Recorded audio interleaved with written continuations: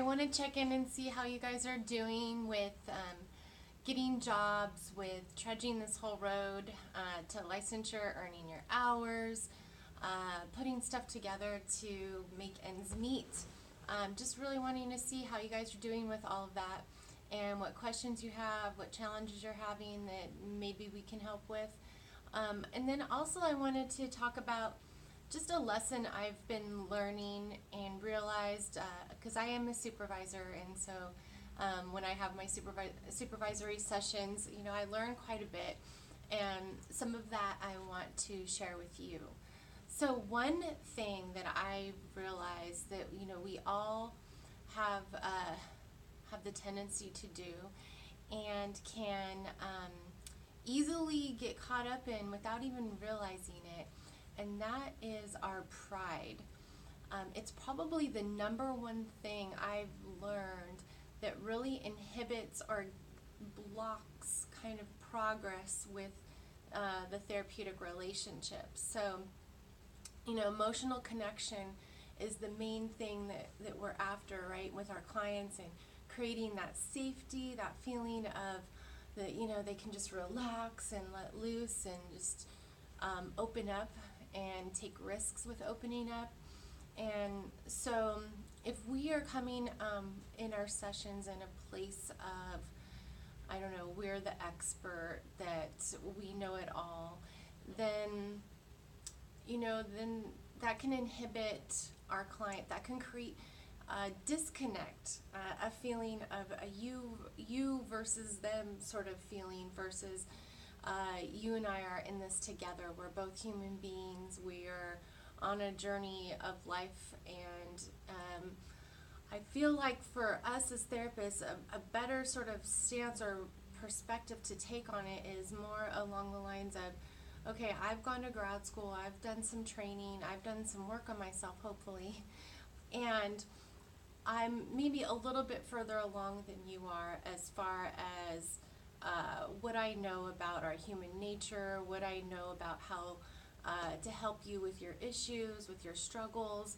and I may have grown in some ways myself based on struggles or issues I've gone through and that I sought help for or have worked on in myself somehow. So in that regard, it's kind of like, okay, I'm one step ahead of you. I'm not better than you or anything along those lines, and I'm not the expert that you're coming to for me to disseminate all of my wise information to you.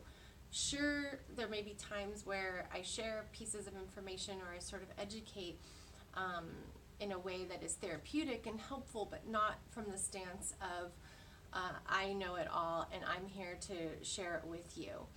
So it's more of information that I can share at times that kind of highlight a point or kind of a learning point about the client or something that they're going through.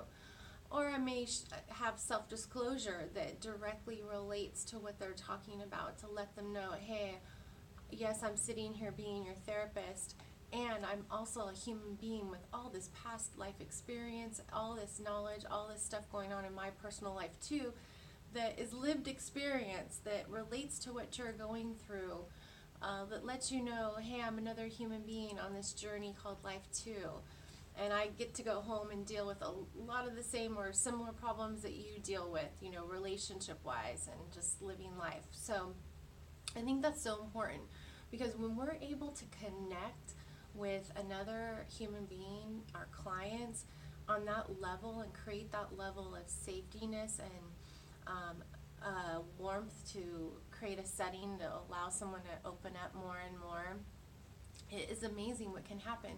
And if you kind of go back to stuff we've learned in grad school, or if you are in grad school, focusing on what that whole client-centered approach is, that client-centered approach really is all about humility. It's about not being judgmental. It's about setting aside my own judgments, my own personal foibles and uncertainties, and it's seeking out what is it about for you? What's going on for you? Like, how do you see that? Well, what is it that you want to do? It's deferring to the other person. It's not thinking of yourself, not thinking less of yourself, like imposter syndrome or insecurities. It is thinking of yourself less. So for that 45, 50-minute increment, it's all about that other client, all about what's going on with you, and what is it that I have within myself in my repertoire of knowledge, skills, lived experience.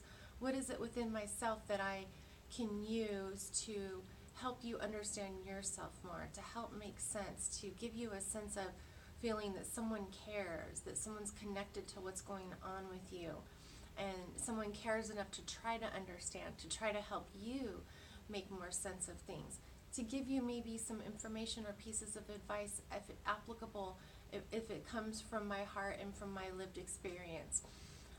So it's really, so much of what we do is all in that service and the aim of helping the other client, of being there for them, of relating with them one-on-one, but keeping that emotional boundary of not letting them into all of your personal problems and foibles and uncertainties and insecurities. It's not letting them into all of that so that they can then be there for you and support you. That's where we need to be able to draw the line.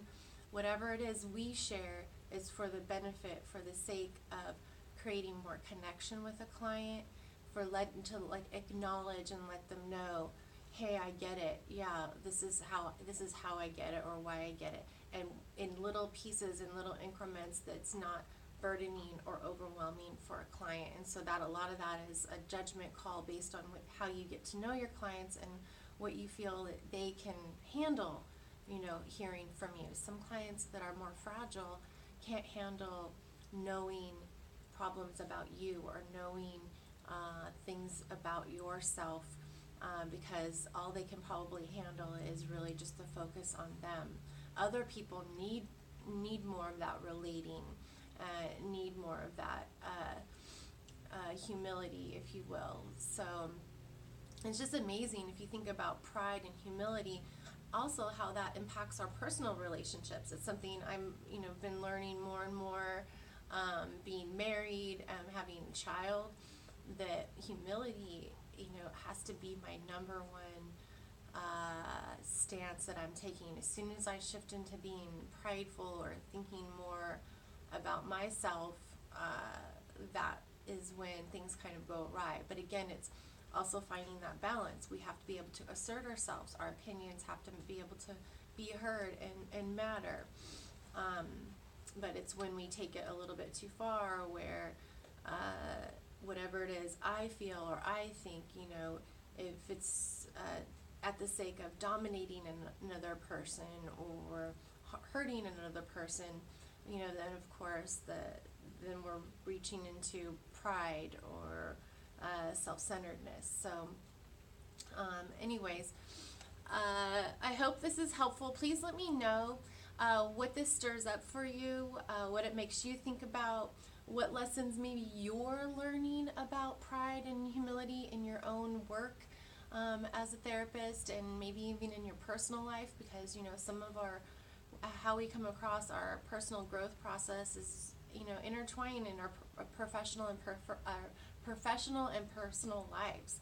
It's just the way that it goes. It's the way it is. So I love hearing from you guys. So please post your comments. Let me know maybe how you relate to what I'm sharing, and if it's helpful, and if so, how this helps you guys. Because I'm going to be doing more talks on entrepreneurship and kind of educating you guys on the different options in the field. And I'm going to be doing types of videos along these lines too, where you get a chance to kind of hear my inner workings of my mind after my supervision sessions, the thoughts that it stirs up for me, and just something that I feel is on my heart, things I hear from you guys, both in my consultation coaching sessions and in the Facebook group. So the more that you communicate, the more I kind of know, okay, and have a pulse and gauge on where you guys are at and what's going on. So, all right, take care, and I'll talk to you soon. Bye.